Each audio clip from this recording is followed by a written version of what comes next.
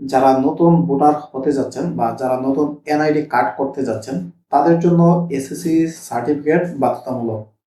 এই ধরনের একটা সিদ্ধান্ত নিয়েছে বর্তমানে নির্বাচন কমিশন। আপনারা স্ক্রিনে লক্ষ্য করতেছেন যে প্রত্যেকটা টিভি চ্যানেলে এবং নিউজ পোর্টালে এই নিউজটা ফরওয়ার্ড ভাবে প্রচার করা হয়েছে যে আপনি যদি এনআইডি কার্ড নতুন করে করতে চান তাহলে আপনার জন্য এসএসসি সার্টিফিকেট বাধ্যতামূলক করা হয়েছে। এখন প্রশ্ন হলো যারা পড়াশোনা করছেন, পড়াশোনার হার বাংলাদেশে কত পার্সেন্ট সেটা ভালো করেই জানেন এবং পাশের হার কত পার্সেন্ট সেটাও আপনারা ভালো করে জানেন। বাংলাদেশে প্রচুর সংখ্যক লোক রয়েছে যারা নিরক্ষর, যারা পড়াশোনা করেনি। আর এসএসসির পাশের পরিমাণ যদি আপনি মোট জনসংখ্যার সমষ্টি করেন তাহলে কিন্তু তত একটা বেশি না। কিন্তু বর্তমানে আপনি যদি এনআইডি কার্ড পেতে যান তাহলে আপনাকে এসএসসি সার্টিফিকেট লাগবে বাধ্যতামূলক।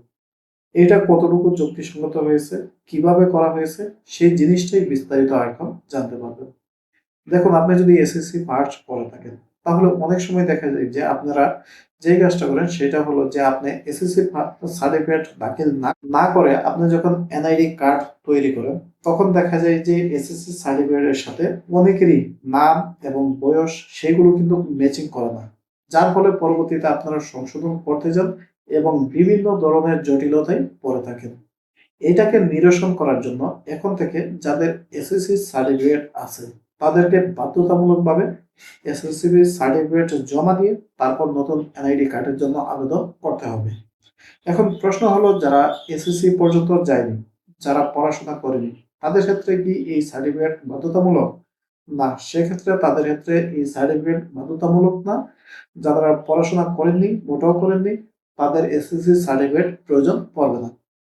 তবে একটা জিনিস মাথায় রাখবেন যে আপনি যখন পরবর্তীতে সংশোধন করতে যাবেন, যারা এসএসসি সার্টিফিকেট প্রথম অবস্থায় দাখিল করবেন না বা দিবেন না, তারা কিন্তু পরবর্তীতে যখন আপনি সংশোধন করতে যাবেন, তখন কিন্তু ওই এসএসসি সার্টিফিকেট অনুসারে আপনি সংশোধন করতে পারবেন না।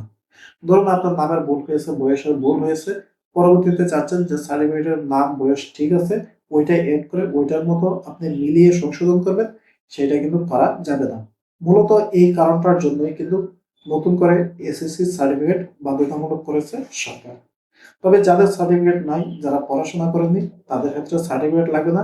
তারা যেই কাজটা করবেন অন্যান্য যে কাগজপত্রগুলো আছে সেইগুলো দিলেই কিন্তু তাদের এনআইডি কার্ড হয়ে যাবে। তো এই বিষয়টা নিয়ে আপনারা বিভ্রান্তি হবেন না। টিভি নিউজ বা আপনার পত্রিকার নিউজ দেখে আপনারা বিভ্রান্ত হবেন না। মূলত কথাগুলো হলো এটাই, যাদের আছে শুধু তারাই দাখিল করবেন বাধ্যতামূলক, আর যাদের নাই তাদের জন্য বাধ্যতামূলক নয়। এই বিষয়ে আপনাদের যদি আরো কিছু জানার থাকে কমেন্টে প্রশ্ন করতে পারেন। ভিডিওটি দেখার জন্য সবাইকে অসংখ্য অসংখ্য ধন্যবাদ।